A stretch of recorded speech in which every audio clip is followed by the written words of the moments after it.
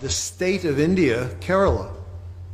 The state of India it's not a small place. It's much, much bigger than Macedonia. It's about as big as California in terms of population, 35 million people, roughly. This state of India is not one of the wealthier states of India. Indeed, it's average to below average in the gross domestic product.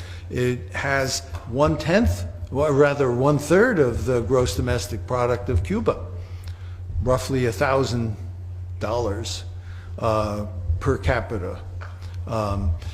And yet its health outcomes are comparable to the health outcomes elsewhere.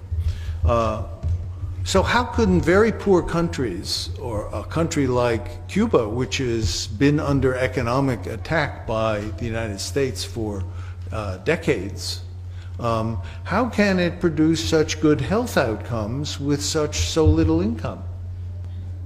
And this is an important question, it seems to me, that if you're thinking about how does a society generate health and how does it produce a more equitable distribution of health in it, the fact that very poor countries can do very well in generating health is an important fact.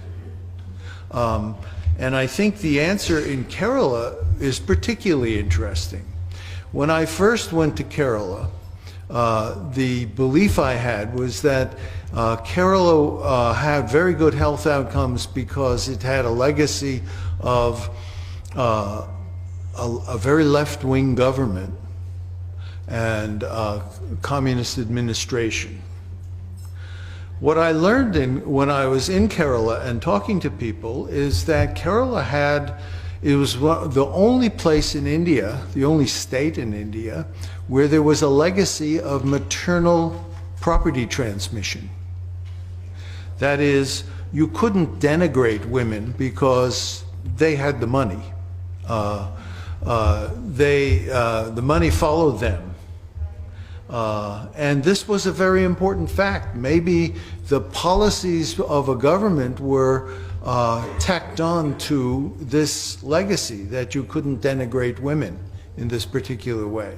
And in Kerala, what you see is that women couldn't be uneducated. You had to have high investment in the education of women, and the kinds of investments that were made in women, in their access to education and so on, were ones that had a big impact on health. Now, this is a social determinant of health. It's outside the health sector. So Kerala did very well improving the health of its own population across the board, despite very low income levels, because it had a view that was different from what was prominent elsewhere in India. And I think this is a very deep lesson about the importance of non-health factors in determining health in a population. And it's not something that would jump to mind, especially in a meeting of people interested in health. Most of whom, how many here have a background as physicians?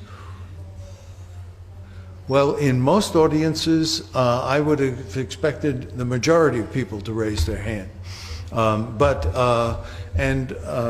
In any case, my point is that more is determined by the function of other goods in society than simply